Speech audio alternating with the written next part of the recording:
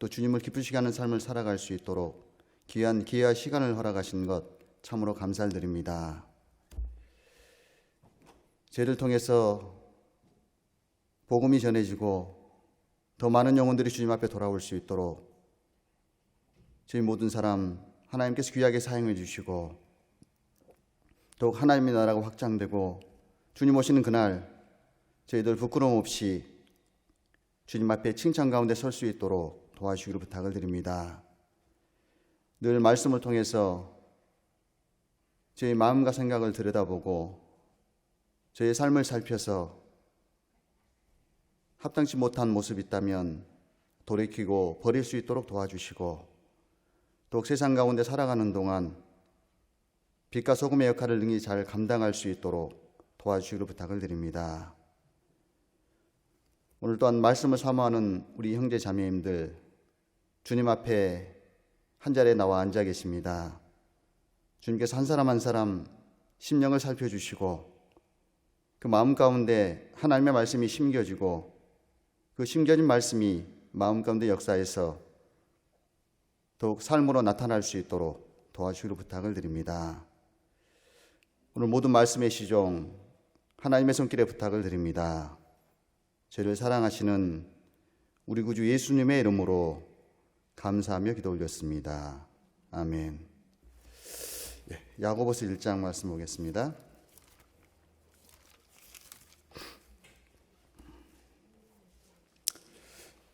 신약성경 야고보서 1장 23절부터 보겠습니다.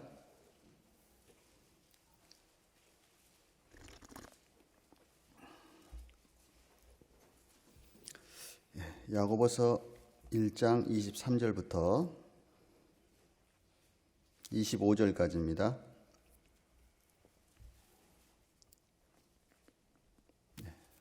찾으셨으면 제가 천천히 읽겠습니다. 누구든지 도를 듣고 행하지 아니하면 그는 거울로 자기의 생긴 얼굴을 보는 사람과 같으니 제 자신을 보고 가서 그 모양이 어떠한 것을 곧 잊어버리거니와 자유하게 하는 온전한 율법을 들여다보고 있는 자는 듣고 잊어버린 자가 아니요 실행하는 자니 이 사람이 그 행하는 일에 복을 받으리라. 했습니다. 아시는 대로 야고보서는 행함에 대해서 그 이야기를 하고 계십니다. 그래서 믿음 있는 자가 행함이 나타날 때 그 행함을 통해서 믿음이 온전하게 된다는 주제로 야고보서를 이야기를 하고 있습니다. 야고보서를 말씀을 통해서요, 거울과 같은 말씀이라는 제목으로 우리 신앙생활에 말씀을 어떻게 적용하며 또 말씀을 통해서 우리가 어떻게 우리 자신을 고쳐갈 것인지 좀 생각해 보도록 하겠습니다. 23절에 보시면 누구든지 도를 듣고 행하지 아니하면 그는 거울로 자기의 생긴 얼굴을 보는 사람과 같으니, 우리가 평생 살아가면서 가장 많이 보는 게 있다면 이제 거울이라고 할 수 있습니다. 심지어는 가족보다 또 아내보다 자녀보다 훨씬 평생 동안 많이 보는 게 이제 거울이라고 할 수 있습니다. 제가 지금 며칠 동안 집에서 떠나 있습니다. 제 아내도 보지 못했고 저희 자녀도 보지 못했습니다. 매일 하루에 몇 번씩 거울은 늘 보고 있습니다. 그러니까 평생 살아가는 동안 우리가 가장 많이 보는 게 있다면 아마도 거울이라고 할 수 있습니다. 사람마다 거울을 보는 목적과 이유는 다르지만 동일한 이유는 거울을 통해서 우리 자신을 보고 혹 고칠 부분이 있으면 고치기 위해서 거울을 보고 있습니다. 하나님은 성경을 거울과 같다라고 이야기를 합니다. 우리가 늘 거울을 통해서 우리 자신을 비춰보고 우리 자신의 혹 허물이 있다면 그걸 깨달아가듯이 우리가 말씀을 보고 배우는 목적은 하나님 앞에서 우리의 영적 상태를 살펴보고 혹 잘못된 게 있다면 고쳐야 될 부분이 있다면 고쳐가기 위한 목적이 말씀을 배우는 목적입니다. 그런데 말씀을 늘 배우고 말씀을 늘 읽고 늘 묵상한다고 하지만 삶의 모습이 전혀 변화가 없다면 마치 거울을 보고 자기의 잘못된 모습을 깨닫기만 하고 늘 그냥 돌아서서 예전처럼 생활하는 사람과 같다라고 이야기하고 있습니다.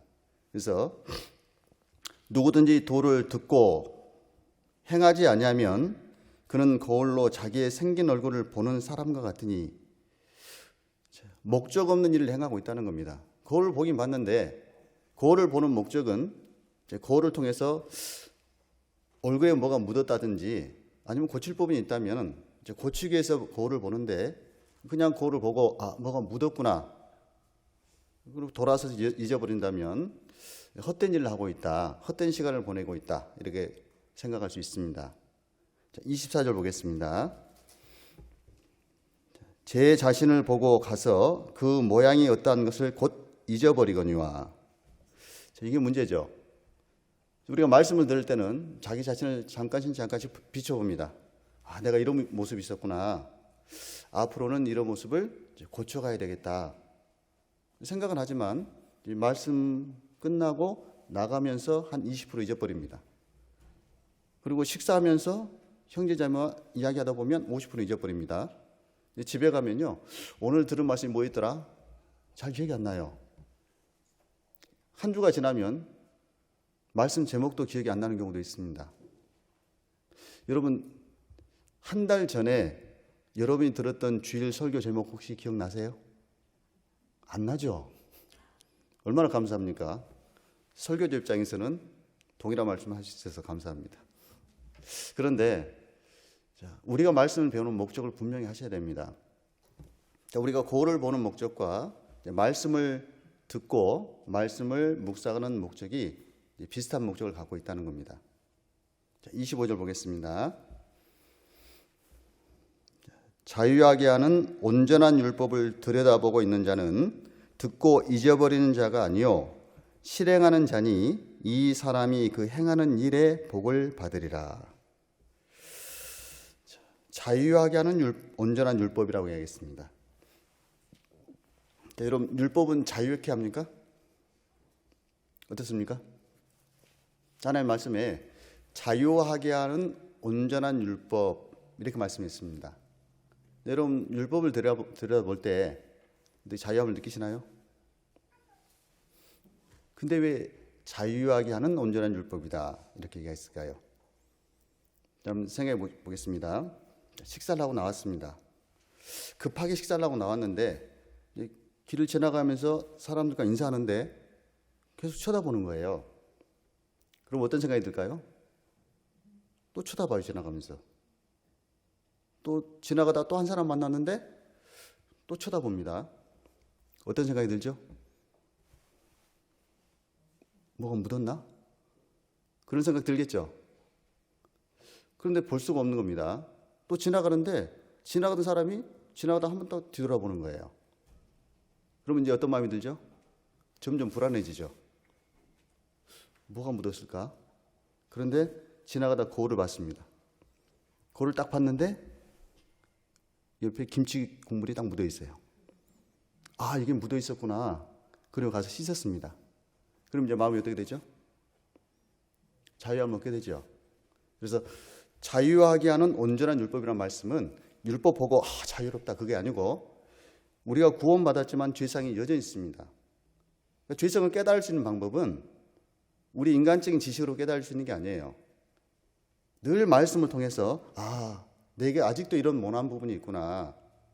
말씀을 계속 배우면서 이 부분도 고쳐야 되겠구나. 조금씩 고쳐가면서 점점 자유함을 느끼게 되는 겁니다. 그래서 우리가 말씀을 배울 때 늘 말씀을 통해서 우리의 잘못된 모습들, 흠을 계속 보게 되고, 그 모습을 점점 말씀을 따라 순종해 갈 때 우리 마음 가운데 점점 자유함을 얻게 되는 거예요.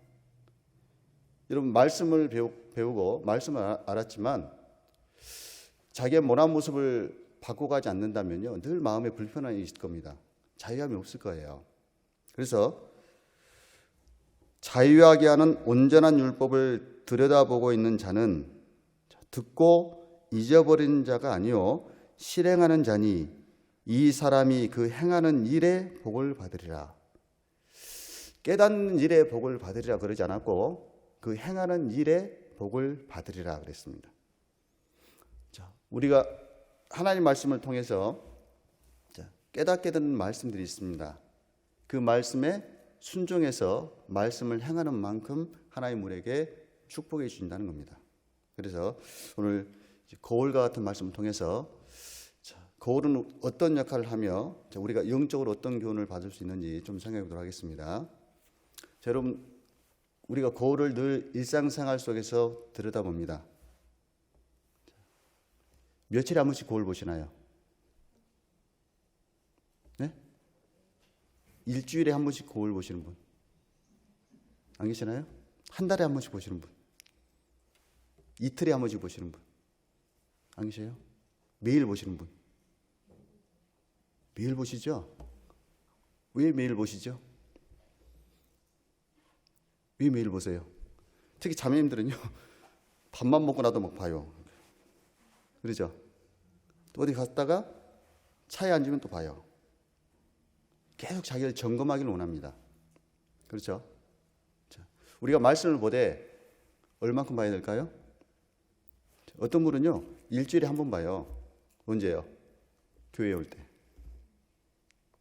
어떤 분은 성경을 안 갖고 오는 분도 계셔요. 물론 저희 교회는 그러지 않겠지만, 우리가 거울을 보되 매일 보는 것처럼, 그리고 정말 시간 날 때마다 보는 것처럼 말씀은 매일매일 봐야 되는 겁니다. 신명기 17장 보겠습니다. 신명기 17장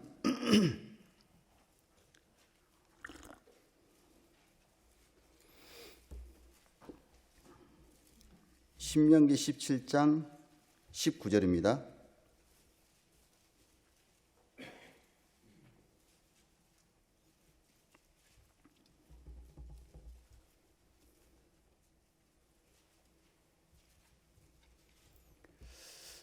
신명기 17장 19절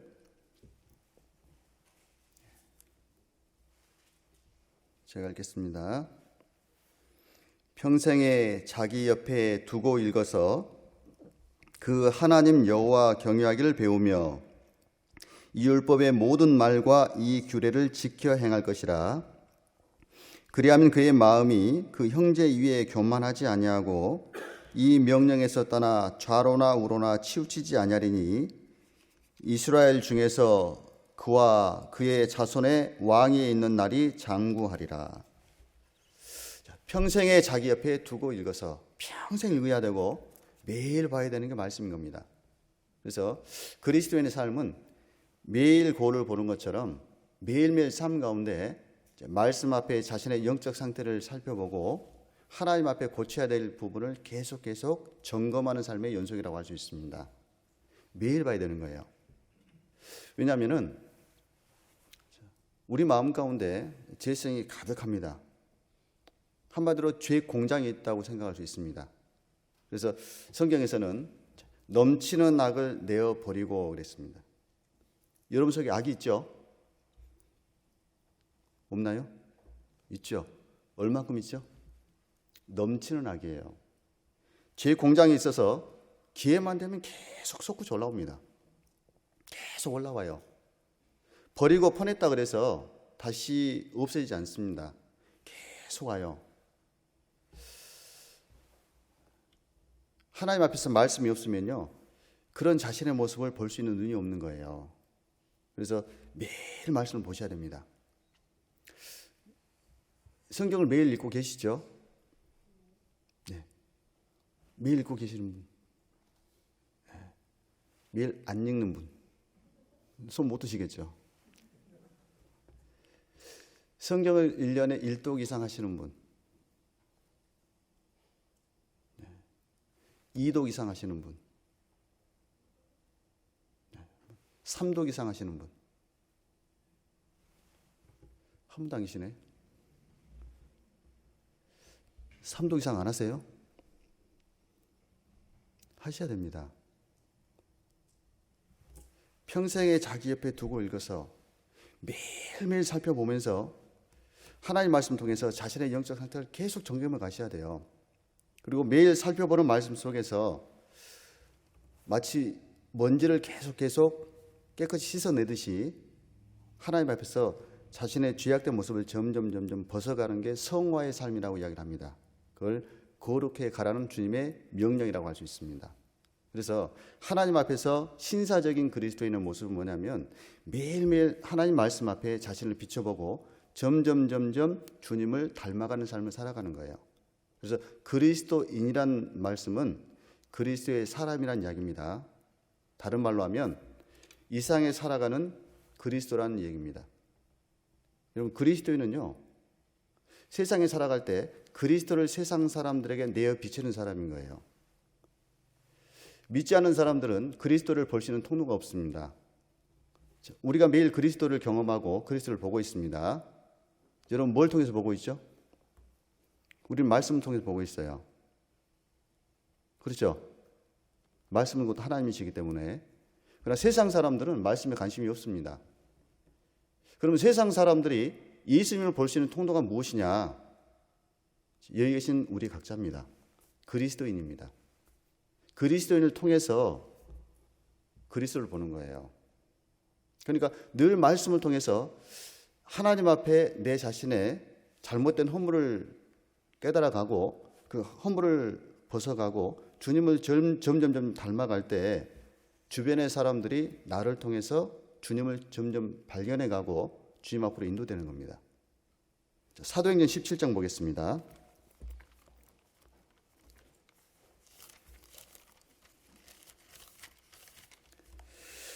사도행전 17장 11절입니다.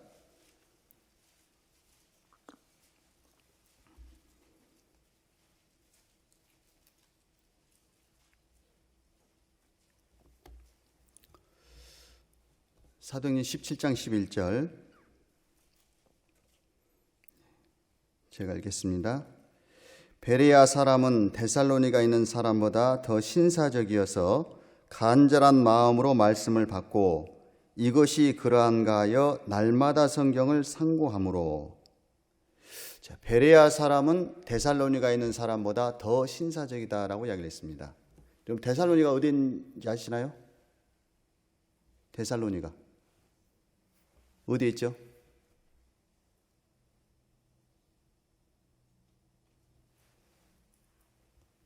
어디에 있어요? 모르시나요? 퀴즈 내겠습니다. 유럽의 최초의 교회 어디라 그랬죠?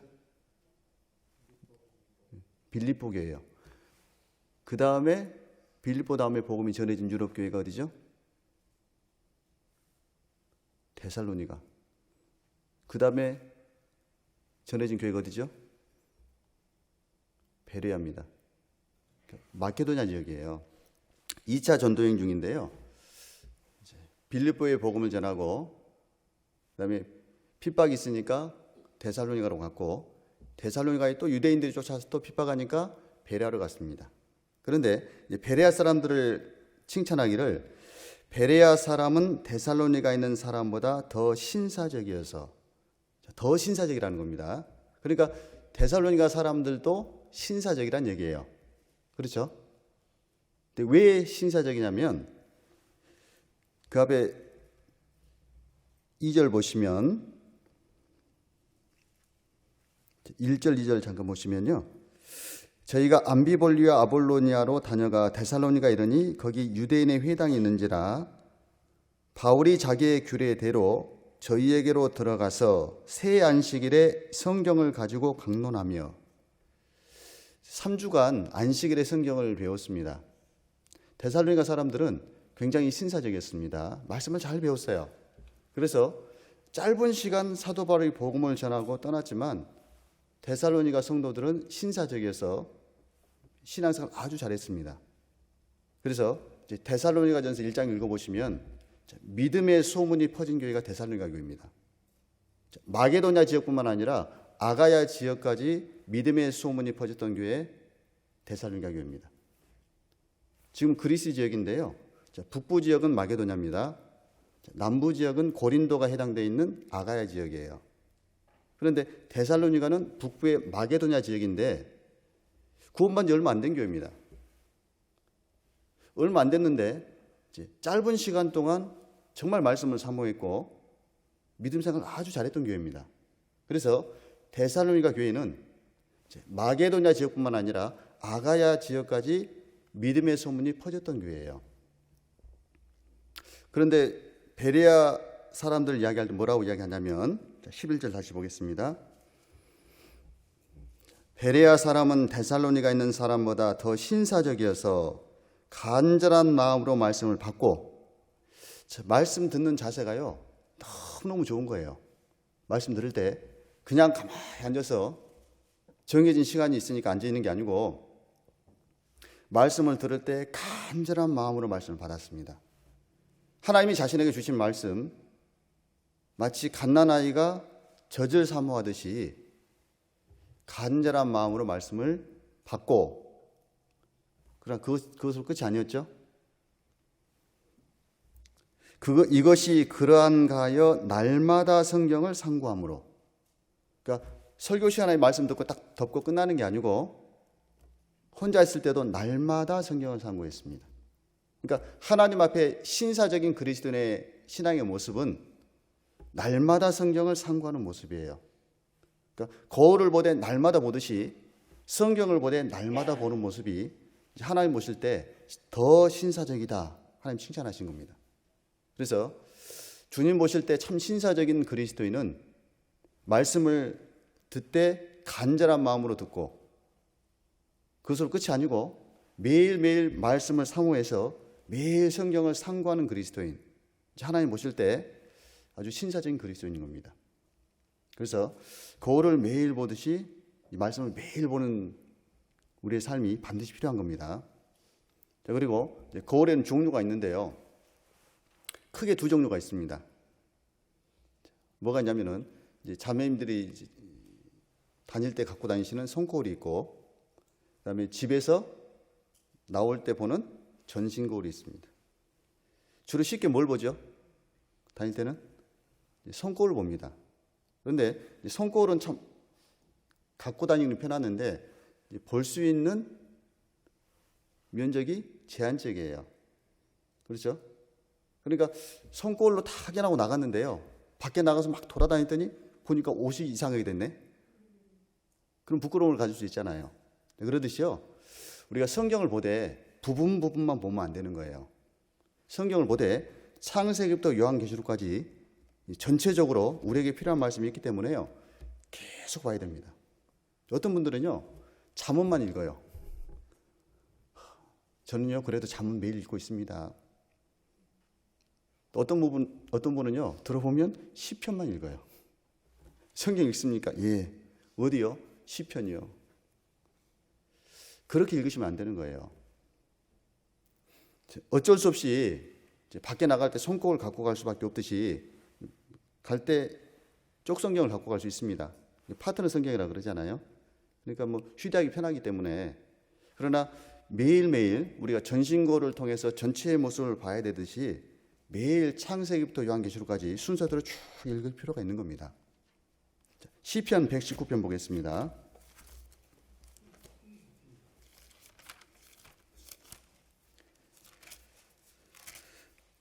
시편 119편 6절입니다.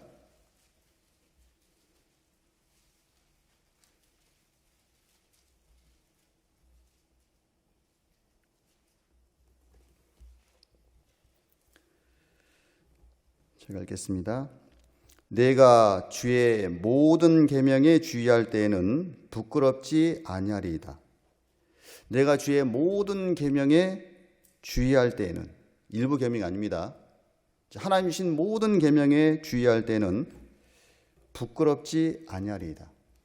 하나님이 우리에게 주신 모든 계명이 있습니다. 그래서 하나님이 우리에게 말씀을 주셨는데 창세기부터 요한계시록까지 필요하니까 주신 거예요. 어떤 분들은 성경 읽을 때 보면요 창세기 잘 읽어요.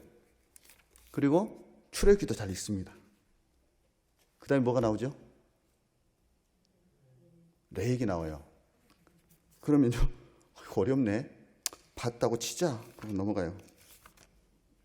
그럼 민수기 봐요, 신명기 봐요. 그러다가 역대사가 나오면요 웬 족박에서 나오는지 발음하기도 어려운 이름이 막 나와. 이름이 쓸데없이 이렇게 많지? 읽었다고 치자 그러고 넘어가요. 성경 몇 동 했다고 하는데 항상 읽는 부분만 읽어요. 그러니까 구원받은 지 수년이 지나고 성경을 여러 번 읽었다고 하는데 성경 전체 문맥을 모릅니다. 그러니까 성경을 많이 안다고 하는데 이제 자세하게 성경을 물어보면요, 몰라요. 자, 우리가 성경을 읽을 때요, 창세기부터 요한계시록까지 필요하니까 전체적으로 계속 읽으셔야 돼요. 자, 마태복음 13장 보겠습니다.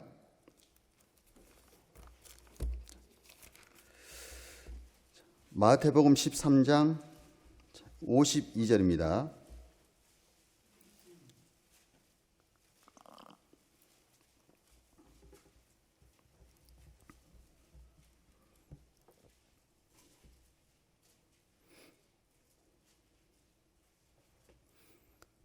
마태복음 13장 52절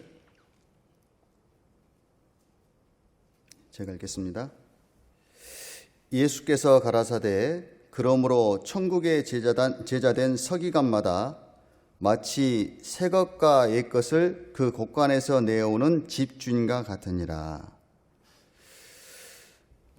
그러므로 천국의 제자된 서기관마다, 여러분 구원받는 거하고 천국의 제자 되는 거하고는 다릅니다. 어떤 사람은 구원받았지만 제자의 길을 안 가는 사람도 있어요. 전부 다 구원받아서 제자의 길을 쫙 가면 좋은데 자기를 부인하지 않고 자기 십자가를 지지 않으면요, 제자의 길을 가는 게 불가능한 겁니다. 그래서 구원받았다는 사람 참 많은데 참된 제자의 길을 가는 사람은 아주 소수입니다. 그래서 우리가 정말 구원받았다면 천국의 제자된 서기관마다 이 길을 가야 되는 거예요. 근데 천국의 제자된 서기관마다 갖고 있는 소양이 뭐냐면 새 것과 옛 것을 그 곳간에서 내어오는 집주인과 같으니라. 새 것과 옛 것을 그 곳간에서 내어오는 집주인과 같다. 곳간이 뭘까요? 성경이 곳간입니다. 창세기부터 요한계시록까지 우리에게 필요한 모든 영적 양식이 성경 안에 다 있습니다. 그래서 옛 것이 있고 새 것이 있는데 예수님이 이 땅에 새 일을 행하러 오셨고 새 것을 가지고 오셨습니다. 그래서 성경을 보면 구약도 있고 그다음에 신약도 있습니다. 그래서 창세기부터 요한계시록까지는 우리에게 모두 필요한 말씀이기 때문에, 우리의 영적 양식이기 때문에 신약이든 구약이든 계속 읽으셔야 돼요. 저 전도하는데 이제 어떤 분은 상담을 하는데요, 그분은 목사님 아들이에요. 목사님 아들이시고 모태 신앙이고 오랜 동안 교회에서 사셨습니다. 물론 저희 교회는 아닙니다. 근데 이제 그분을 상담하는데 본인은 구원을 받았다는 거예요. 그러냐고, 어떻게 구원 받으셨냐고 이렇게 쭉 간증을 듣는데 성경적인 구원 간증이 아니에요. 예수님 이야기도 물론 하십니다. 그런데 구원이 아니에요. 근데 당신은 계속 구원받았다고 이야기하시는 거예요.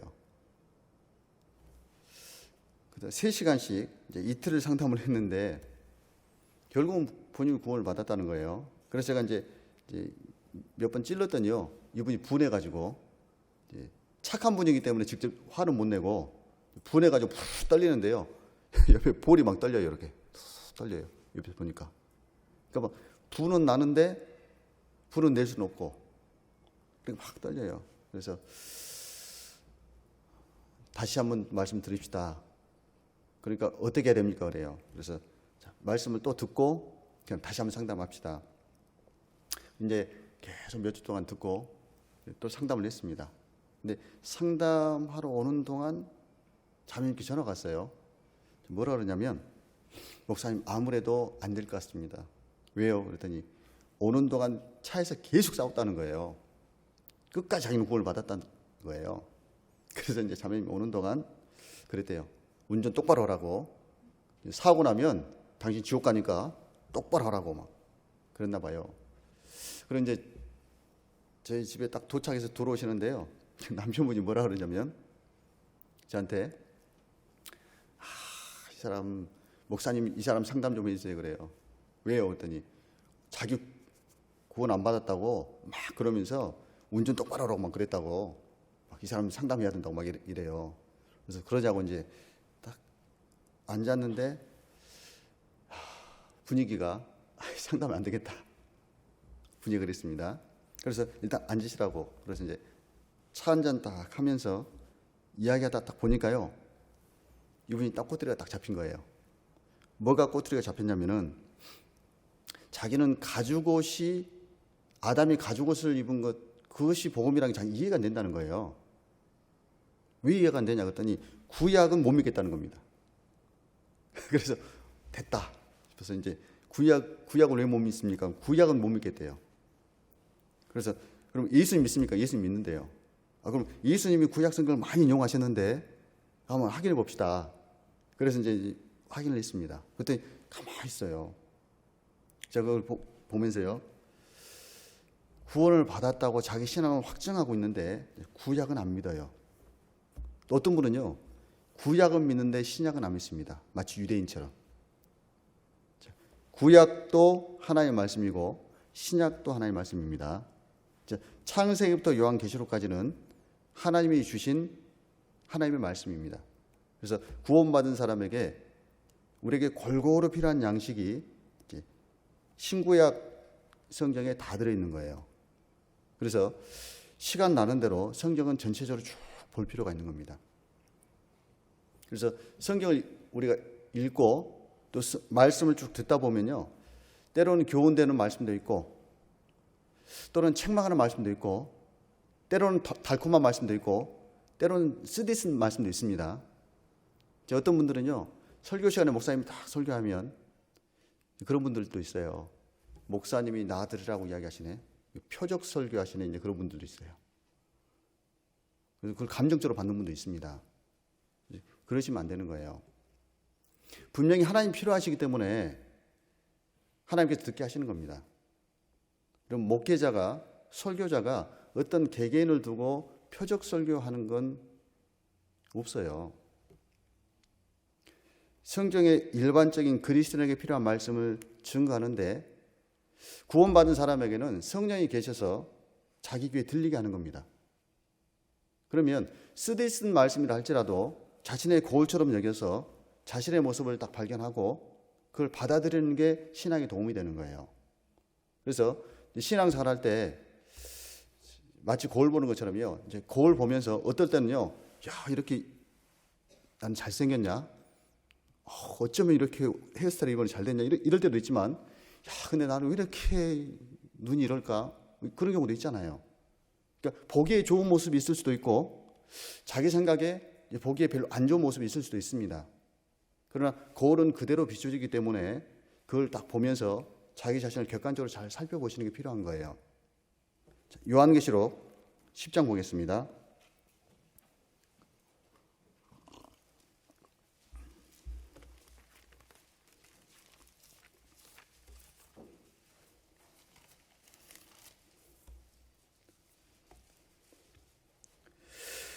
요한계시록 10장 9절부터 보겠습니다.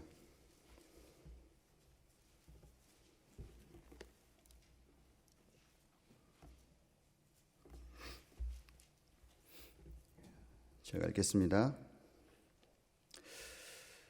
내가 천사에게 나아가 작은 책을 달라 한즉 천사가 가로되 갖다 먹어버리라. 내 배에는 쓰나 내 입에는 꿀같이 달리라 하거늘 내가 천사의 손에서 작은 책을 갖다 먹어버리니 내 입에는 꿀같이 다나 먹은 후에 내 배에서는 쓰게 되더라. 이런 말씀이요, 들을 때는 입에서 달콤할 수 있습니다. 야, 이런 말씀도 있었구나. 오늘 이거 알게 됐네. 이거 깨달았네. 그런데 이걸 삶 가운데 소화시키려고 그러면요, 써요. 생활 가운데 그러지 않습니까? 들을 때는요, 마음을 먹습니다. 말씀 들을 때는 야, 내가 지금 잘못 살았구나. 내가 삶을 바꿔야지. 달콤합니다. 야, 하나님이 나한테 오늘 필요한 말씀 주셨네. 그런데 그 말씀대로 행하고 실천하고 순종하려고 그러면요, 써요. 반드시 희생이 있습니다. 그러나 들으셔야 돼요. 듣고 행하셔야 되는 겁니다. 여러분, 거울을 통해서 내 모습을 보듯이요. 자, 우리 각자의 교회 생활을 말씀을 통해서 쭉 살펴보셔야 돼요. 내가 지금 교회 생활을 어떻게 하고 있는지 잘 살펴보셔야 됩니다. 여러분, 구원 받으셨으면 교회를 신뢰하셔야 돼요. 어떤 분들은 교회를 신뢰를 못합니다. 그러니까 어떤 부작용이 일어나냐면요, 다른 데 기웃기웃해요. 인터넷 들어가서 여기 사이트 가보고 저기 사이트 가보고. 요즘에는요, 이제 귀에 달콤하게 하는 정보들이 유튜브에 많으니까요, 유튜브 찾아봅니다. 그러면 이제 엉뚱한 게 하나씩 들어와요. 그럼 본인은 새로운 거 알았다는 겁니다. 왜 그런 일이 벌어지냐면 교회를 신뢰하지 않기 때문에 그래요. 여러분, 분명한 것은 교회의 주인은 하나님이시고, 교회에서 우리에게 가르치시는 분은 하나님이시고, 우리를 잘하게 하시는 분, 우리를 돌보시는 분 하나님이니까 틀림없습니다. 우리에게 주어지는 말씀 충분합니다. 여러분, 우리가 교회에서 배우는 말씀 많습니다. 흔히 뭐라고들 하시냐면요, 저에게는요 설교 시간이 길어요 그래요. 자, 길다는 말은 뭐냐면 여러분에게 들려지는 말씀이 많다는 얘기입니다.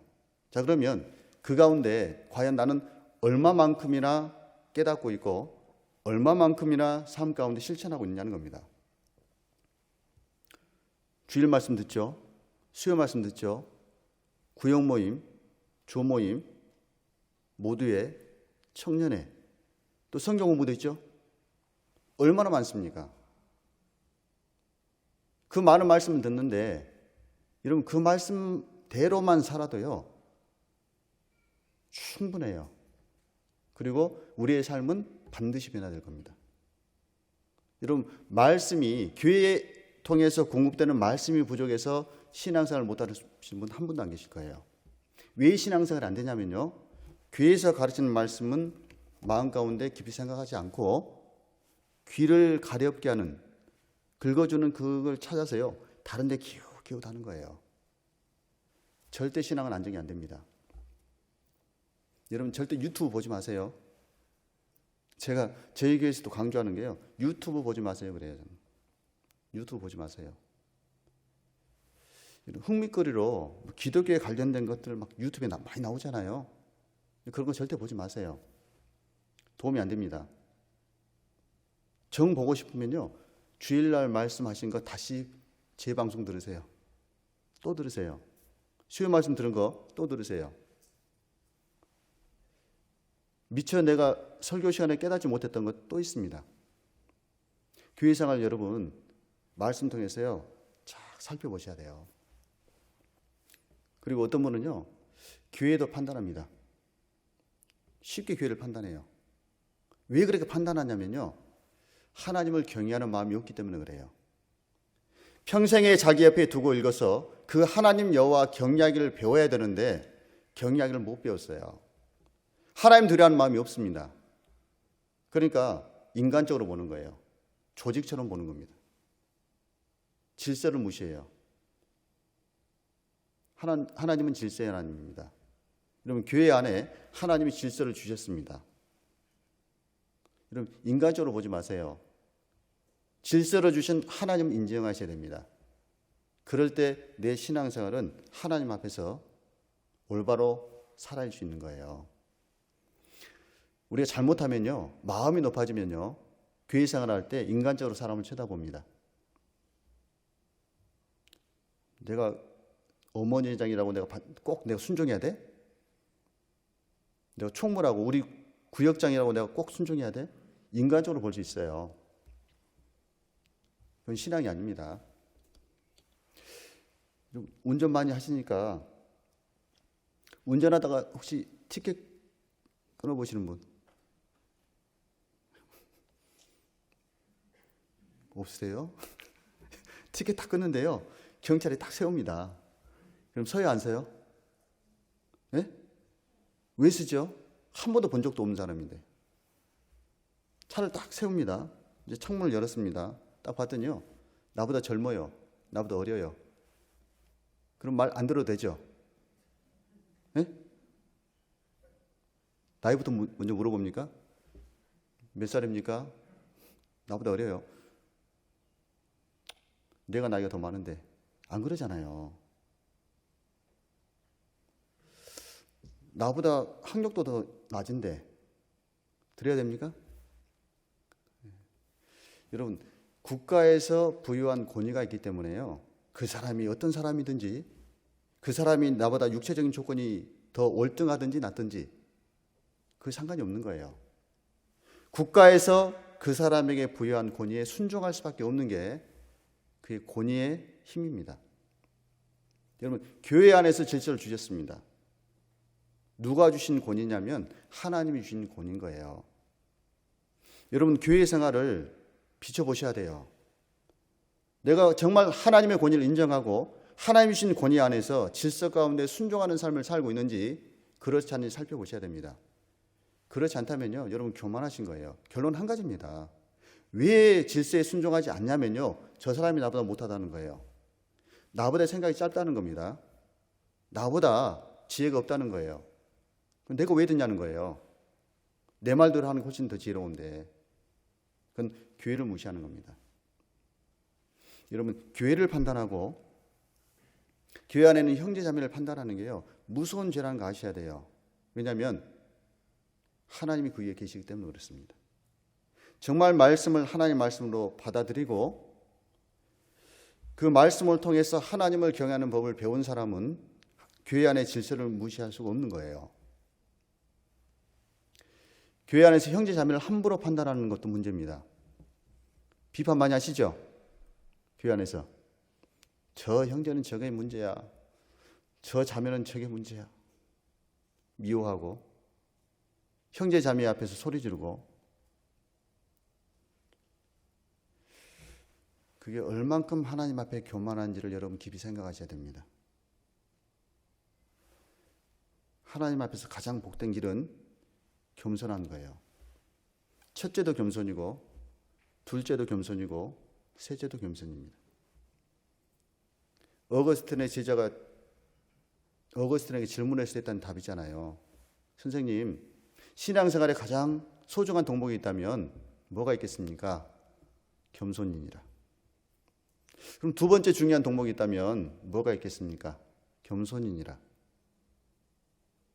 세 번째 더 중요한 덕목이 있다면 무엇입니까? 겸손이니라. 여러분, 겸손해야지 신앙 배웁니다. 말씀 거울 앞에 우리의 신앙의 모습, 교회 생활의 모습을 비춰보십시오. 내가 정말 겸손하게 하나님이 교회에 주신 권위 가운데, 그 질서 가운데 순종하고 있는지, 교회 생활 가운데 형제 자매를 미워하고 형제 자매를 비판하고 판단하는 모습은 없는지 살펴보셔야 되는 거예요. 뿐만 아니라 전신 거울을 통해서 머리부터 발끝까지 쭉 살펴보듯이요, 우리의 신앙생활은 교회 생활만 이야기하는 게 아닙니다. 우리의 신앙생활은 가정생활도 포함되어 있고 사회생활도 포함되어 있고 교회생활, 세상의 모든 삶, 내가 살아가는 모든 삶이 하나님 앞에 신앙생활에 포함되어 있는 겁니다.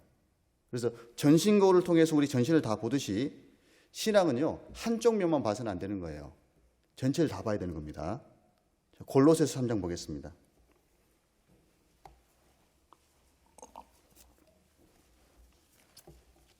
골로새서 3장 18절부터 보겠습니다.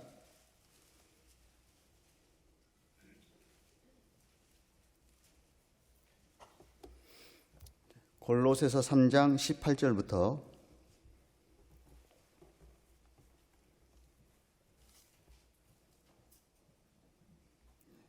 제가 읽겠습니다. 아내들아, 남편에게 복종하라. 이는 주 안에서 마땅하니라. 구원받은 자매님들은요, 신앙생활이 이제 교회에서 출석해서 있는 시간 동안만이 신앙생활 아닙니다. 이제 가정에서 한 남편의 아내로서, 이제 그리스도인의 아내로서 이제 우리의 모습도 신앙생활에 포함되어 있는 겁니다. 그래서 아내들아, 남편에게 복종하라. 물론 주 안에서입니다. 이는 주 안에서 마땅하니라. 내가 하나님의 가정에 주신 질서 가운데 내가 순종하며 살아가는지, 남편 아내 돕는 배필로서 내가 충실하게 그 역할을 잘 감당하고 있는지, 그 부분도 말씀을 통해 쭉 살펴보셔야 돼요.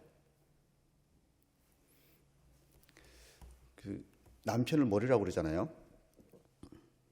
맞습니까? 네. 여자는 뭡니까? 남편이 머리잖아요, 그죠? 여자는 뭐죠? 모르세요? 여자는 목이라고 그러더라고요. 머리가 있어도 목이 안 움직이면 머리가 못 움직여요. 그죠? 요즘 그런다니까요. 여자 역할이요, 머리 따라가야 되는데 자기가 머리를 움직여. 이건 부자연스러운 겁니다. 그렇잖아요.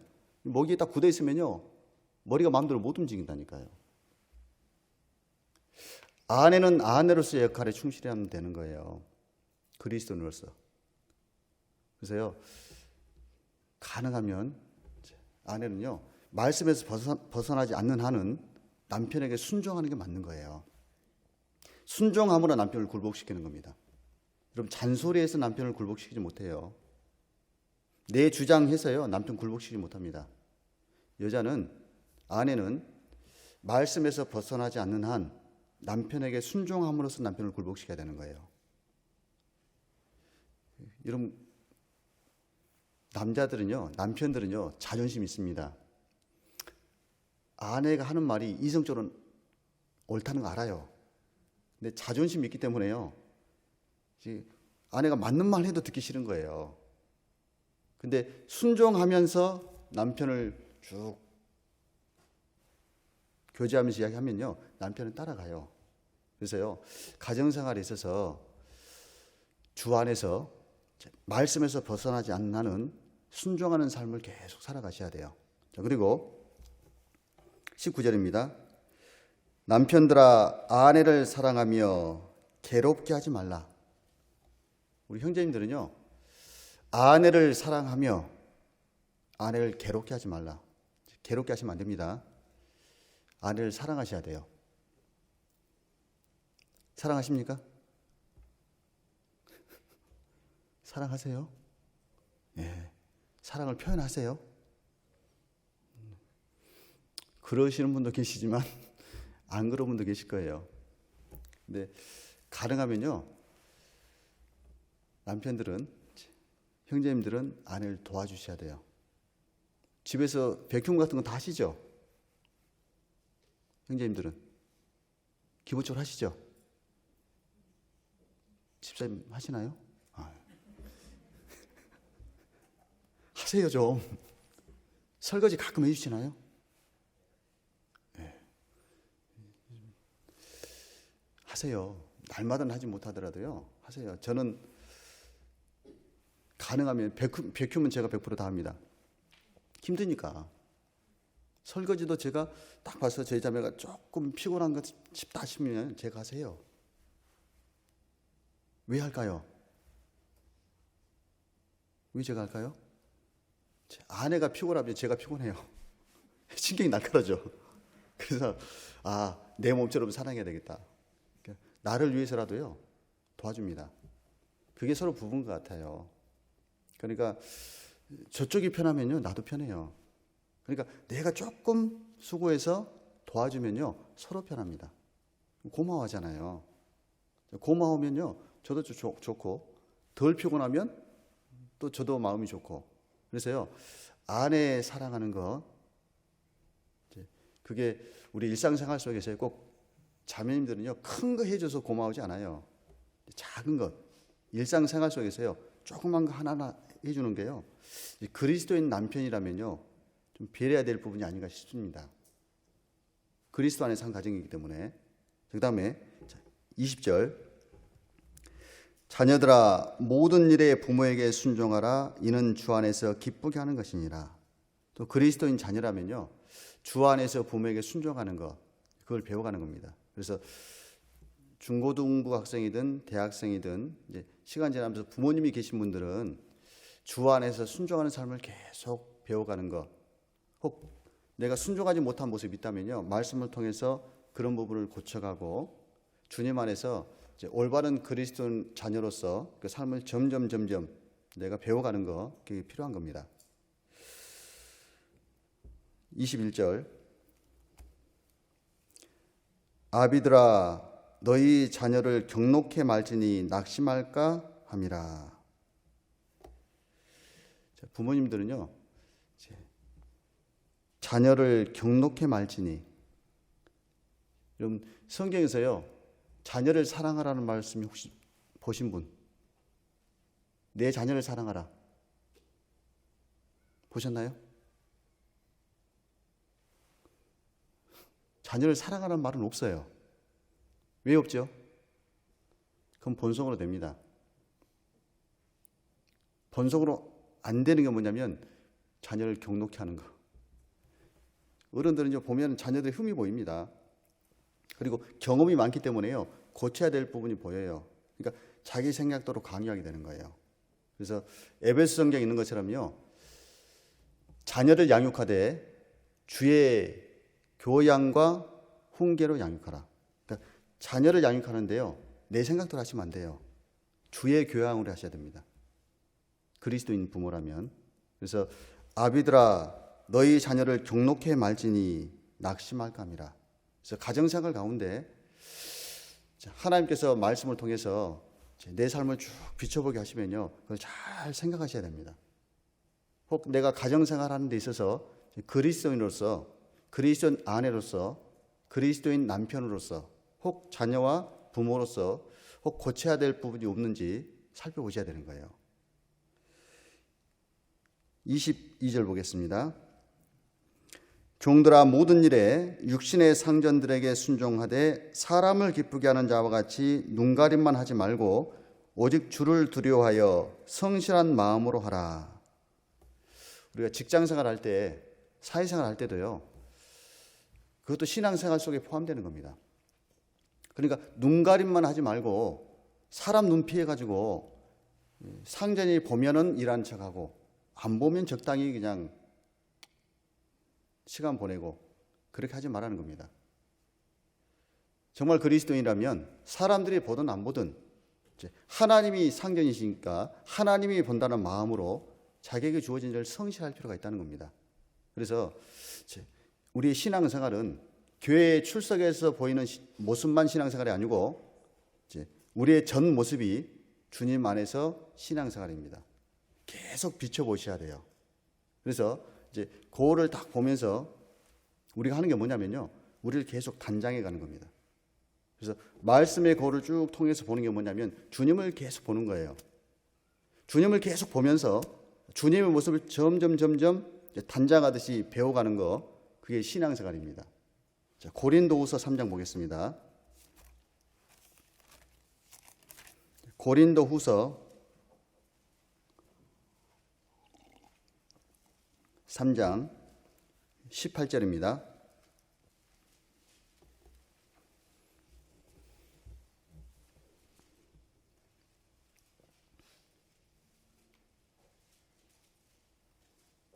고린도후서 3장 18절,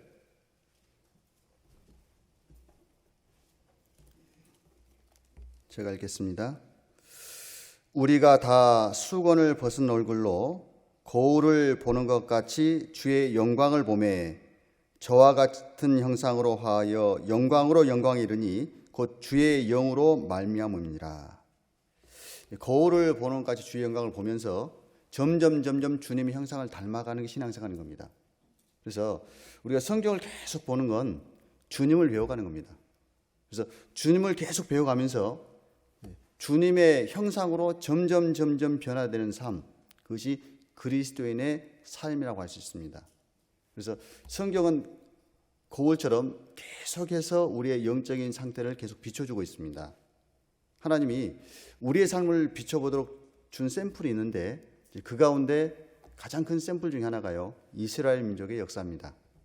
그래서 이스라엘 민족의 역사는 그 삶 자체가 우리 그리스도인에게 샘플이 됐습니다. 잠깐 보겠습니다. 고린도전서 10장.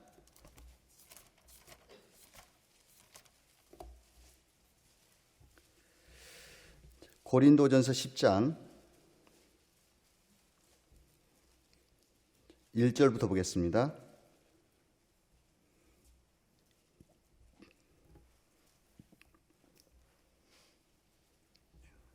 제가 읽겠습니다.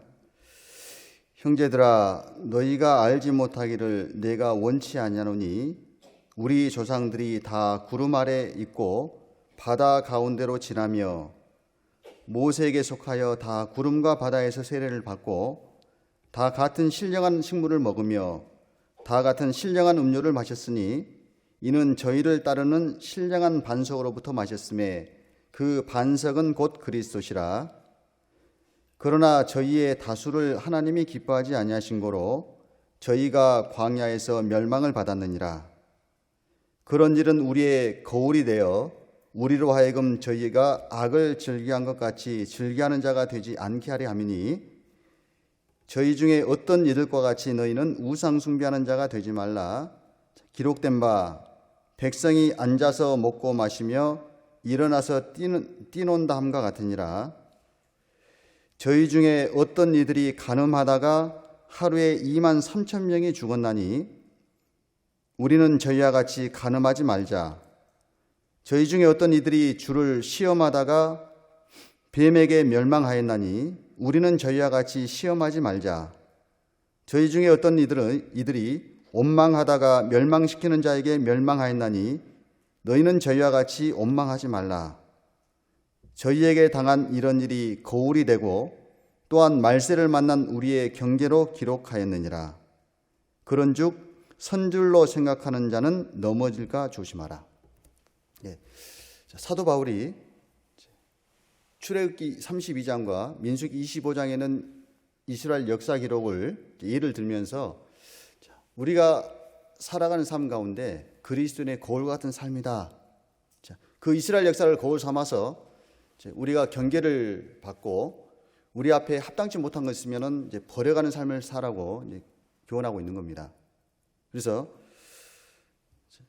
1절을 보시면은 형제들아 너희가 알지 못하기를 내가 원치 않냐노니 우리 조상들이 다 구름 아래 있고 바다 가운데로 지나며 모세에게 속하여 다 구름과 바다에서 세례를 받고 이스라엘 백성들이 이제 홍해를 건너온 것을 세례를 받았다라고 이야기를 하고 있습니다. 세례란 건 뭐냐면은 한마디로 내 옛사람을 이제 수장시키는 겁니다. 그러니까 물속에서 장례 치르는 거예요. 그래서 이스라엘 백성들이 애굽에 있다가 하나님의 기적과 능력으로 홍해를 건너왔습니다. 그리고 홍해는 닫혔습니다. 여러분, 출애굽한 이스라엘 백성들이 홍해를 다시 건너서 애굽 땅으로 가는 게 가능할까요? 불가능할까요? 가능해요? 불가능해요? 불가능한 겁니다. 광야 가운데서 징계를 받아서 죽을지언정 한 번 애굽 땅에서 나온 이스라엘 백성은 다시 애굽으로 못 돌아가게 되는 거예요. 구원받은 그리스도인이 그리스도와 함께 십자가에서 세례를 받았으면은 다시 옛날로 돌아가는 건 불가능한 겁니다. 살아갈 때 징계를 받을지언정 이제는 다시는 심판이 없는 거예요. 그래서 이스라엘 백성의 역사는 이제 우리의 거울이 되는 겁니다. 근데 문제는 이스라엘 백성들이 이제 40년간 광야에서 하는데 그들이 살아가는 동안 하나님 앞에 어떻게 살았냐면 양식을 먹긴 먹되 자신들이 농사를 지어서 땅에서 나는 걸 먹지 않았습니다. 뭘 먹었죠? 하나님이 하늘에서 내려주는 만나를 먹었습니다. 40년 동안. 반석을 쳐서 내시는 물을 마셨습니다. 그런데 그들이 하나님이 약속한 가나안 땅 들어갈 때 대부분 출애굽한 세대는 다 죽었습니다. 그게 우리에게 거울이 된다는 겁니다. 자, 보세요. 자, 10장 1절부터 4절까지 가장 많이 반복되는 단어가 있습니다.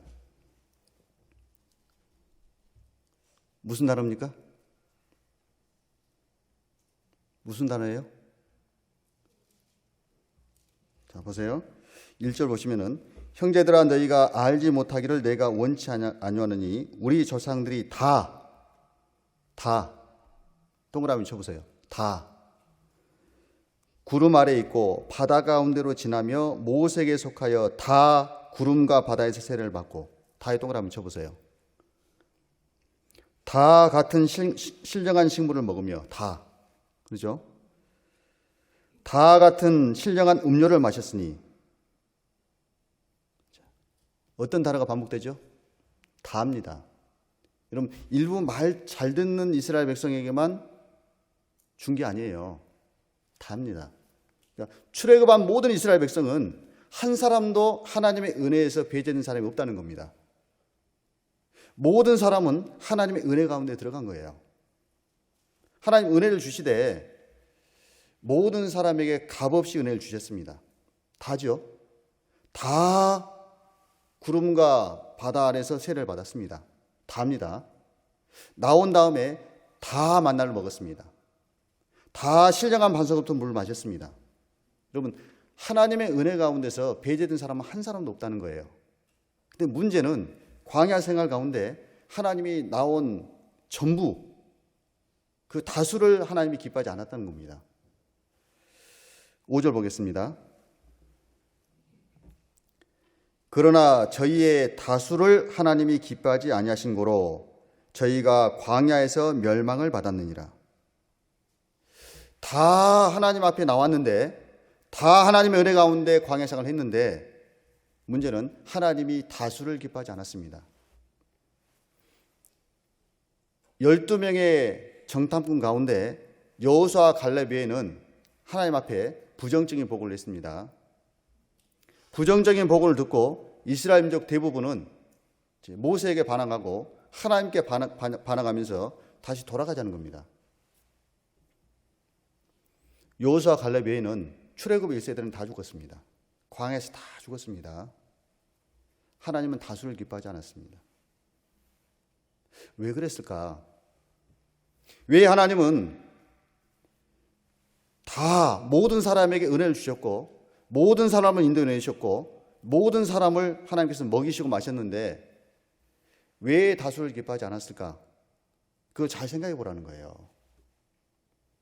여러분, 이스라엘 역사는 이스라엘에게만 해당되는 게 아니고 오늘날 하나님 앞에 살아가는 모든 그리스도인에게 해당되는 말씀이라는 겁니다. 사도 바울이 이스라엘 역사를 이야기를 하면서 하나님이 다수를 기뻐하지 아니하신 고로 저들이 광야에서 다 멸하였느니라. 다 멸망당했습니다. 그 이유가 뭐냐면은 하나님이 이거 생각해 보라는 겁니다. 6절에 그런 일은 우리의 거울이 되어 우리로 하여금 저희가 악을 즐겨한 것 같이 즐겨하는 자가 되지 않게 하려 함이니. 이스라엘 백성들이 하나님의 은혜 가운데 다 나왔지만 은혜 가운데 다 하나님께 공급을 받았지만은 왜 대부분 다 엎드러졌냐면 이걸 거울 삼으라는 거예요. 그 이유는 저희가 악을 즐겨한 것 같이 저들이 악을 즐겨했기 때문에 그들은 광야에서 멸망당했다는 겁니다. 자, 그러면 어떤 악을 행했느냐? 뒤에 보겠습니다. 7절에 저희 중에 어떤 이들과 같이 너희는 우상 숭배하는 자가 되지 말라. 기록된 바 백성이 앉아서 먹고 마시며 일어나서 뛰논다 함과 같으니라.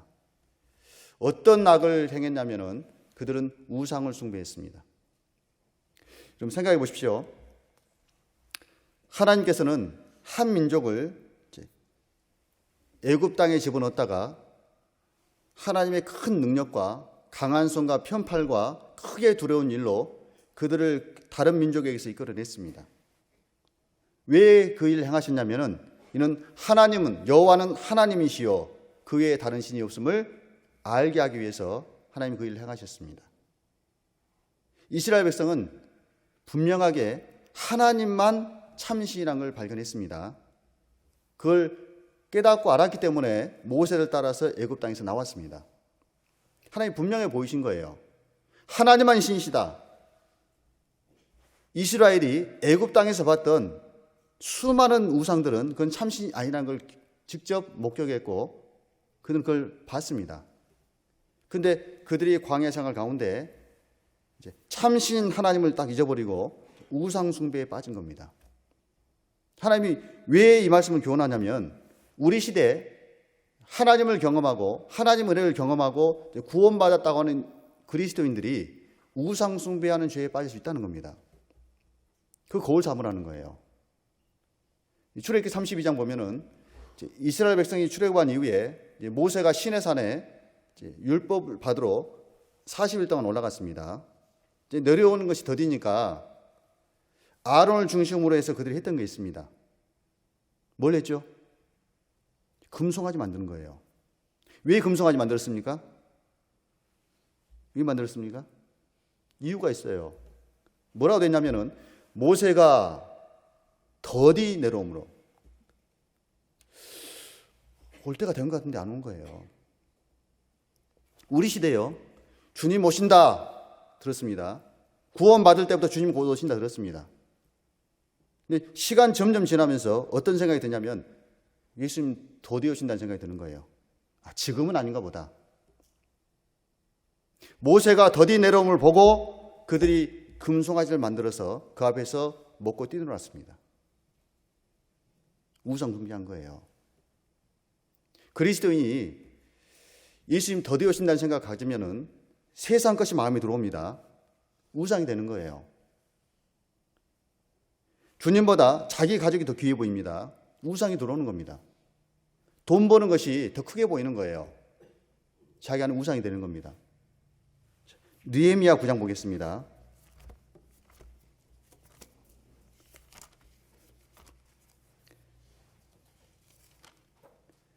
느헤미야 9장 18절입니다.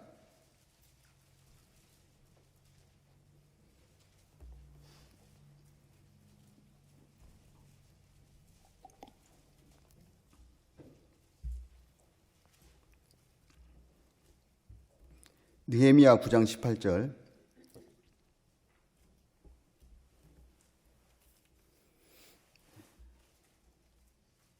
구약성경 740페이지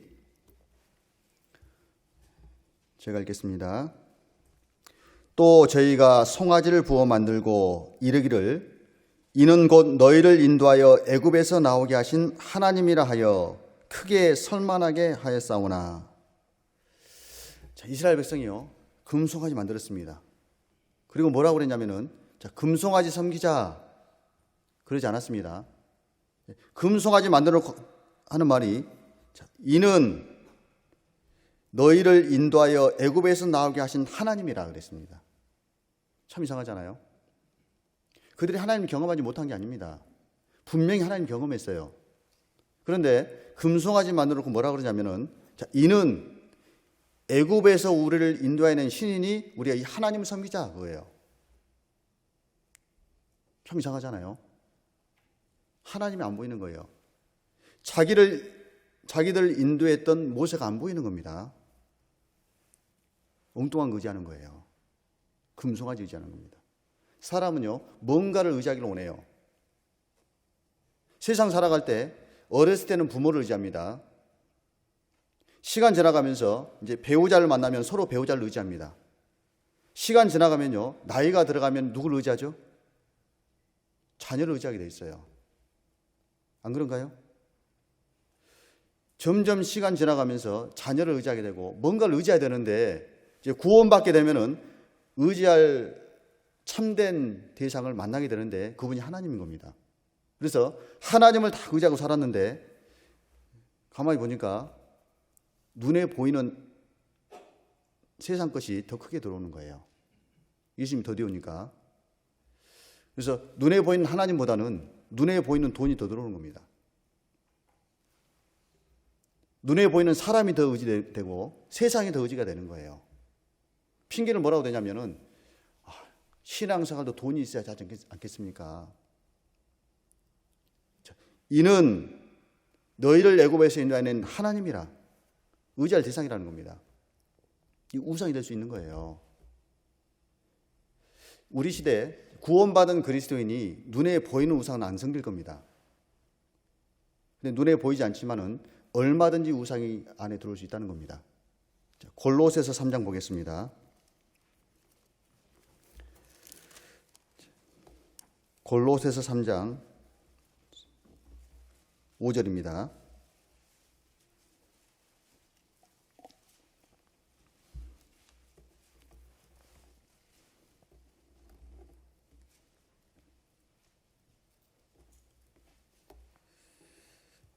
신약성경 317페이지 골로새서 3장 5절 제가 읽겠습니다.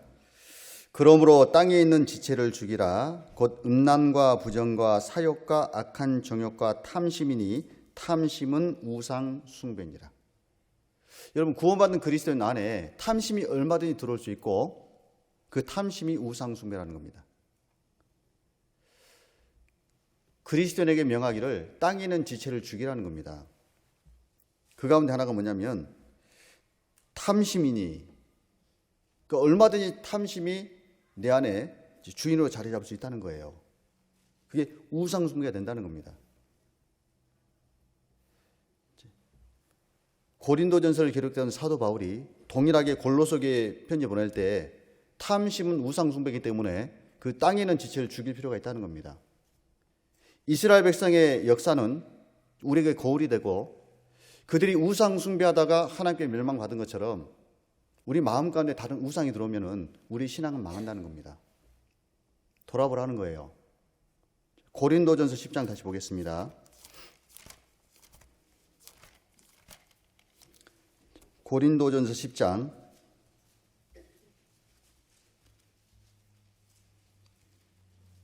8절입니다.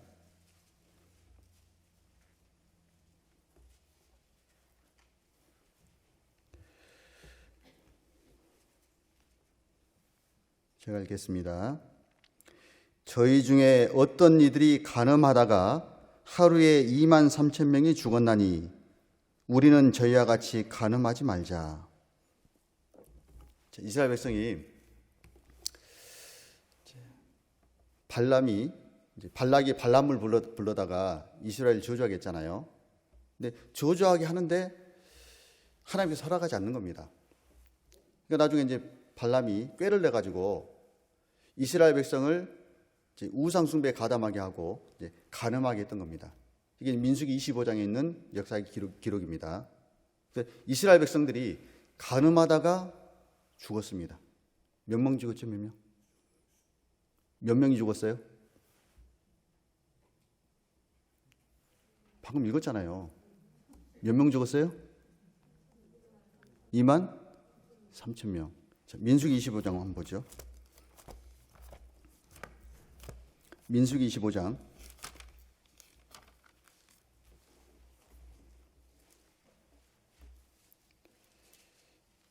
1절입니다.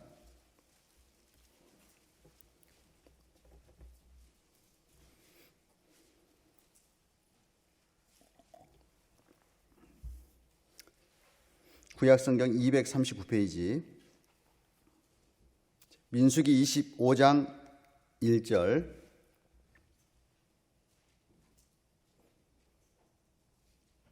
제가 읽겠습니다. 이스라엘이 시딤에 머물러 있더니 그 백성이 모압 여자들과 음행하기를 시작하니라. 그 여자들이 그 신들에게 제사할 때에 백성을 청하매 백성이 먹고 그들의 신들에게 절함으로. 이 보시면요, 발람의 꾀를 통해서 이스라엘 백성들이 우상을 섬기고 모압 여인들과 간음한 죄를 범했습니다. 그래서 3절에 있는 것처럼 하나님이 그들의 모습을 보고 진노하셨습니다. 그들이 멸망당했던 이유 가운데 하나가 간음한 죄였습니다. 9절에 한번 보겠습니다. 9절 그 염병으로 죽은 자가 2만 4천 명이었더라. 몇 명이 죽었죠? 2만 4천 명. 고린도전서 10장에는 몇 명이 죽었죠? 2만 3천 명. 왜 차이가 있죠? 고린도전서 10장에는 2만 3천 명이 죽었는데 그 앞에 뭐라고 기록되어 있습니까? 하루에 죽은 사람이 2만 3천 명이에요. 근데 그 뒤에 죽은 사람까지 포함시키면은 2만 4천 명입니다. 많은 사람이 죽었습니다. 그 죽은 이유가 뭐냐면 간음인 거예요. 우리의 고리가 된다는 겁니다. 여러분, 마지막 때가 되면 될수록 성적으로 점점 문란해집니다. 세상은요, 성이 상품화되고 성적인 죄를 범하는 것이 마치 인생을 즐기는 것처럼 포장되는 시대입니다. 심지어는 그리스도인조차도 성적 유혹에 노출되는 경우가 많습니다. 때때로 성적 유혹에 넘어가서 죄를 범하는 경우가 있을 수도 있습니다. 조심하셔야 돼요. 근데 물론 육체적인 간음보다는 그리스도인들에게 더 해당되는 게 뭐냐면요, 영적 간음이에요. 그리스도인들이 구원받자마자 이제 그리스도의 신부가 됐습니다. 신부 되셨죠? 되셨죠? 예.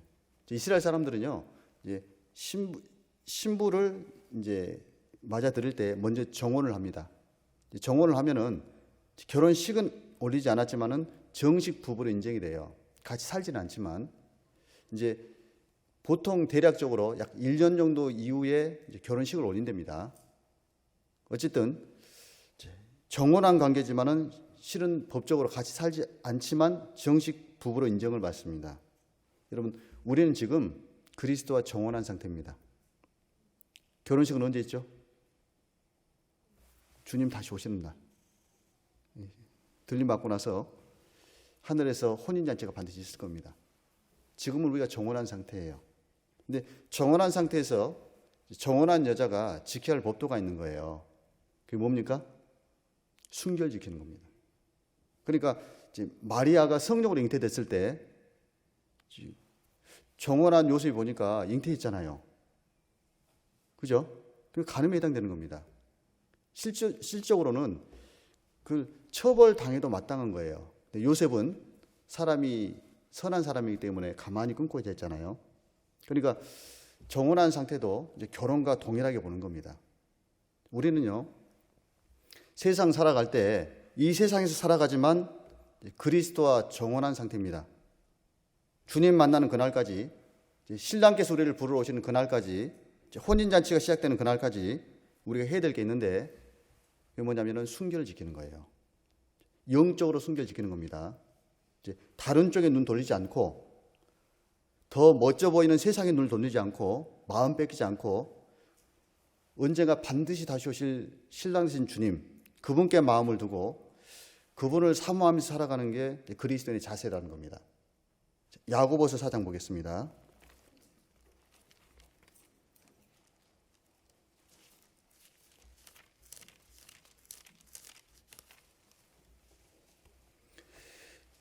야고보서 4장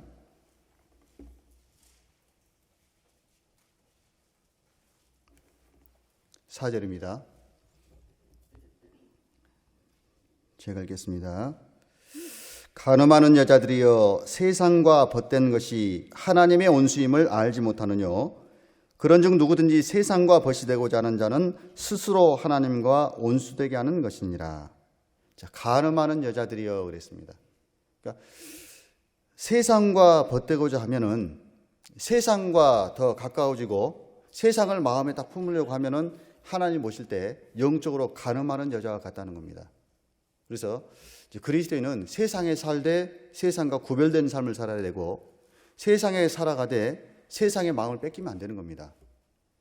그게 주님 앞에서 정언한 신부로서 마땅히 지켜야 될 우리의 신앙의 자세라는 겁니다. 근데 이스라엘 백성들은 그걸 지키지 못했습니다. 여호와께서 말씀하시기를 나는 내 남편이라. 분명히 하나님은 이스라엘 백성을 이끌어내서 너희는 나의 아내고 나는 내 남편이다 이야기했습니다. 그런데 그들은 남편된 하나님을 등지고 우상을 따라갔던 겁니다. 그러다가 하나님께 멸망당한 거예요. 자, 고린도전서 10장도 보겠습니다. 고린도전서 10장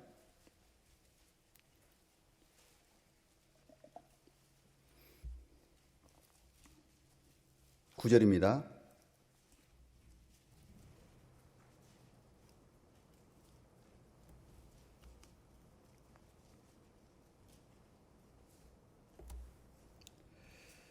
제가 읽겠습니다. 저희 중에 어떤 이들이 주를 시험하다가 뱀에게 멸망하였나니 우리는 저희와 같이 시험하지 말자. 저희 중에 어떤 이들이 원망하다가 멸망시키는 자에게 멸망하였나니 너희는 저희와 같이 원망하지 말라. 이스라엘 백성들이 하나님 원망하다가 멸망당했습니다. 우리가 쉽게 범할 수 있는 죄 가운데 가장 큰 죄에 속하는 게 뭐냐면 원망하는 거예요. 원망이 왜 죄가 되냐면은 하나님을 불신한 죄이기 때문에 원망이 큰 죄에 해당되는 겁니다. 여러분 쉽게 하나님 원망할 수 있습니다. 교회를 원망하고 불평 불만을 토해내고 그 원망하는 죄를 쉽게 범할 수 있는데 하나님 보실 때 원망하는 죄는 큰 죄에 해당된다는 겁니다. 이스라엘 백성들이 자신들을 이끌어낸 하나님 은혜가 너무 큰데 잊어버리는 거예요. 처음에 출애굽에서 나올 때는요 하나님께 찬양하고 나왔습니다. 너무 좋아서.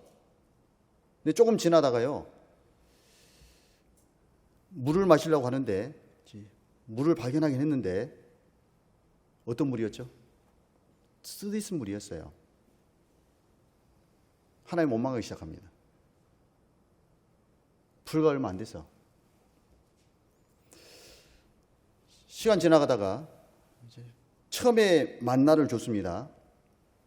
처음에 만나 딱 받아 먹을 때 이스라엘 백성이 뭐라고 그랬습니까?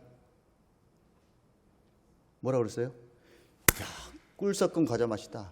한마디로 꿀꽈배기라고 그랬어요. 진짜 달다. 시간이 흘렀습니다. 뭐라고 그랬습니까? 기름 섞은 과자 맛이라고 그랬어요. 출애굽기 10장에서는 꿀꽈배기라고 그러고 민수기 11장 딱 넘어가면요 기름 섞은 과자 맛이라고 그랬습니다. 질린다는 거예요. 더 시간이 흘렀습니다. 뭐라고 그럽니까? 우리가 이 박한 식물을 싫어하노라. 참 희한하죠. 만나가 달라졌습니까? 아니에요. 하나님이 동일한 만나를 주셨는데 처음에는 너무너무 달다는 거예요. 꿀맛이라는 겁니다. 시간 지나가면서요 점점 마음의 문제가 생기는 거예요. 기름 섞은 과자 맛이 되고 결국은 박한 식물이 되어버렸습니다. 하나님 원망하기 시작합니다. 맨날 만나만 주네요. 애굽에 있을 때는 부추도 먹고 외도 먹고 고기도 먹었는데 그때 있을 때가 좋았는데 하나님 메추라기를 보내는데 그들을 먹이되 코에서 냄새가 날 만큼 먹였습니다. 그럼 감사해야 되잖아요. 그죠? 그거 먹고 어떻게 합니까? 이제 또 물이 없다고 또 원망해요. 하나님께서 무리바에서 반석을 쳐서 물을 내서 먹였습니다. 시간 지나가면서 점점 원망하는 거예요. 하나님 그 원망하는 죄 때문에 분명히 하나님 약속했잖아요. 하나님 출애굽 시킬 때 너희들 광야에서 내가 다 죽일 거다. 그랬습니까? 뭘 약속했죠? 내가 가나안 땅에 인도할 것이다. 약속했는데 믿었습니까? 안 믿었습니까? 안 믿은 거예요. 불신입니다. 왜 원망하냐면은 하나님 안 믿기 때문에 원망이 나오는 거예요. 민수기 21장 보겠습니다.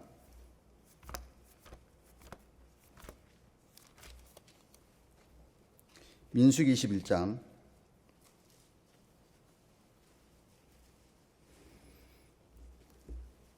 4절부터 보겠습니다.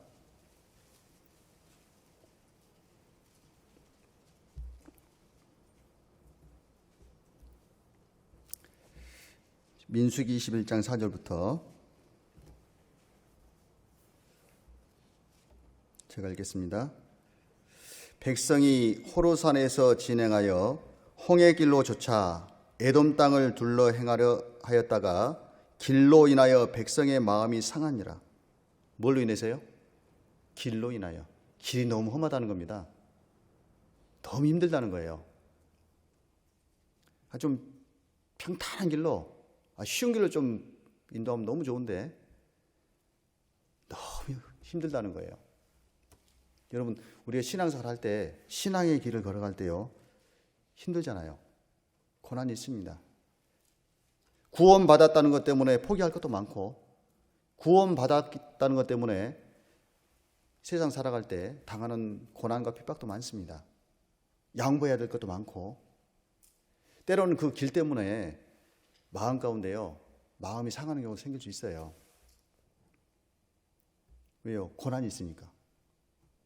그런데 그 고난의 길 가운데 하나님이 함께 하시는 걸 믿고, 그 끝에는 우리 주님이 계시다고 딱 믿고 가면은 원망하기보다는 그 가운데 기쁨과 감사를 찾을 수 있는데, 주님이 안 보이는 겁니다.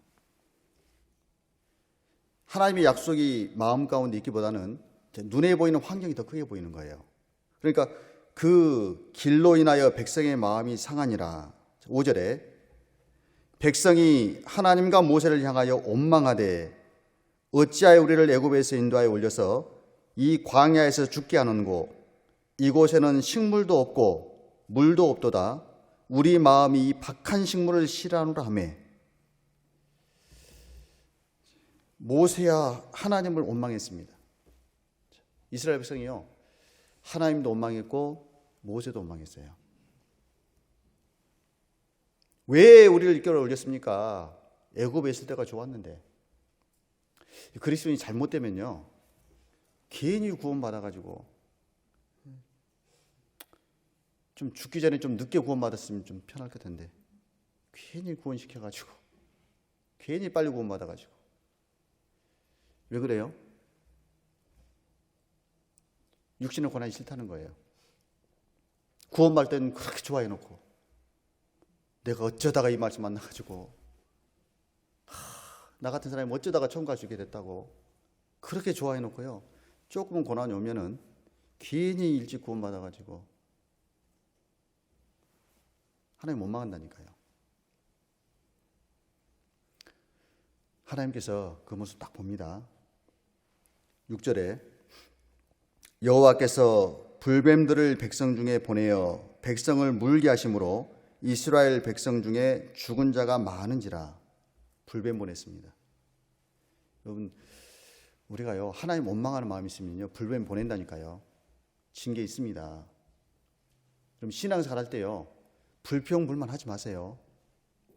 여러분, 불평불만 할 일이 없다는 말씀이 아니에요. 있어요. 길로 인하여 마음이 상하니라. 험다는 길이 있다니까요. 불평불만할 상황이 안 생겨서 하지 말라는 얘기 아니에요. 그런 상황이 분명히 펼쳐질 건데 정말 하나님을 의지하고 신뢰한다면은 불평하지 말라는 겁니다. 그럼 교회 안에서요, 불평하지 마세요. 신앙생활 하면서 불평하고 원망하시면 안 되는 겁니다. 불평도 습관입니다. 가만히 보세요. 신앙생활 할 때요, 불평하는 분은 늘 불평해요. 이래도 불평, 저래도 불평, 이래도 원망, 저래도 원망. 감사하는 분은요, 늘 감사합니다. 습관이에요. 고치세요.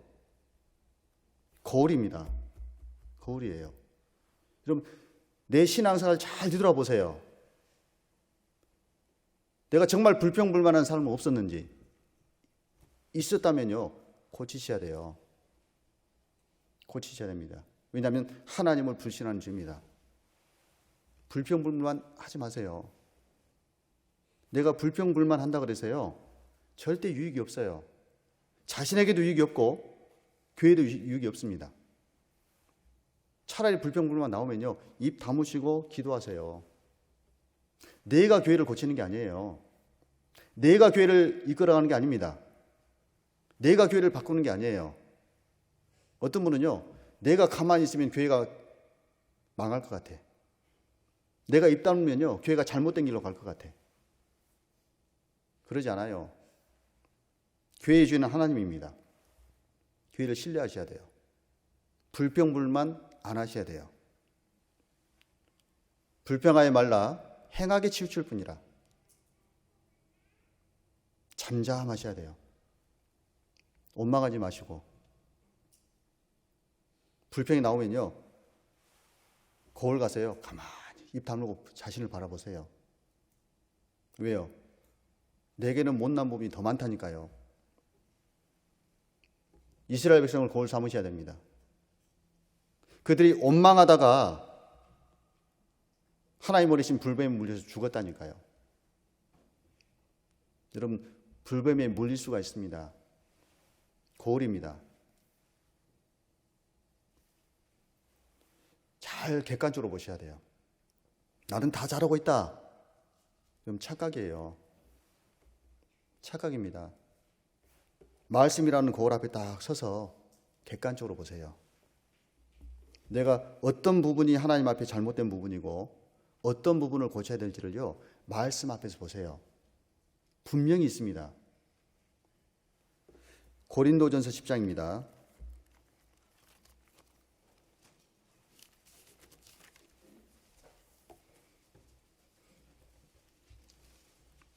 11절입니다.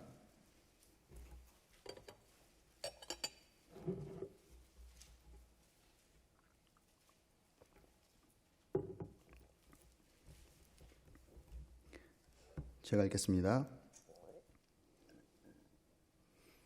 저희에게 당한 이런 일이 거울이 되고 또한 말세를 만난 우리의 경계로 기록하였느니라. 구약 성경을 왜 그렇게 기록했고 이스라엘 역사를 왜 기록하셨냐면 우리의 거울이 되도록 하셨고 말세를 만난 우리의 경계로 하나님이 기록해 주신 거예요. 이거 통해서 우리 삶을 그대로 비춰보셔야 돼요. 비춰보시고 우리 삶이 거울 통해서 나타나는 모습, 그걸 그대로 객관적으로 받으셔야 됩니다. 그리고 고치셔야 돼요. 지금 못 고치면요, 고치기가 더 힘들어요. 잘못된 것은요, 가능하면 하루라도 빨리 고치는 게 고치기 쉽습니다. 그럼 습관이요, 하루 진행될 때 훨씬 고치기 쉬워요. 한 달 진행됐을 때 조금 더 어려워집니다. 1년 진행돼 보세요. 더 어려워져요. 지금 발견했으면요, 지금이 가장 좋은 때입니다. 지금 고치기가 가장 좋은 때예요. 하나님의 거울 통해서 나를 보게 하셨다면 지금 고치셔야 돼요. 12절, 그런즉 선줄로 생각하는 자는 넘어질까 조심하라. 그래서 이 말씀하신 겁니다. 섰다고 생각하지 마세요. 거울 봐보세요. 정말 하나님 앞에 서 있는지. 착각이라는 겁니다. 선줄로 생각하는 자는요, 넘어질까 조심하셔야 돼요. 이스라엘 백성들 하나님 의식하지 않고 살았기 때문에요, 자신들 섰다고 생각했어요. 자신 생각 옳다고 생각했습니다. 넘어졌습니다. 여러분, 말씀 앞에 자신을 안 비춰보면, 거울 앞에 자신의 영적 생활을 비춰보지 않으면 여러분 섰다고 착각할 수 있어요. 그게 교만입니다. 넘어질까 조심하셔야 돼요. 거울 앞에 자신을 계속 비춰보셔야 됩니다. 본 말씀 보고 마치겠습니다. 야고보서 1장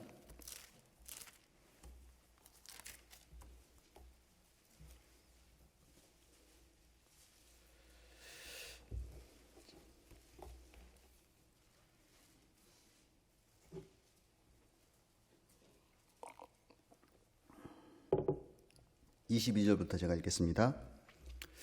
너희는 도를 행하는 자가 되고 듣기만 하여 자신을 속이는 자가 되지 말라. 여러분, 듣기만 하면요, 자신 속입니다. 자기가 갖고 있는 성경 지식이 자기 신앙의 정도라고 착각을 해요. 여러분, 성경 지식의 정도가 여러분의 신앙의 정도는 아닙니다. 여러분 신앙의 레벨은 행하는 만큼이 여러분 신앙의 레벨이에요.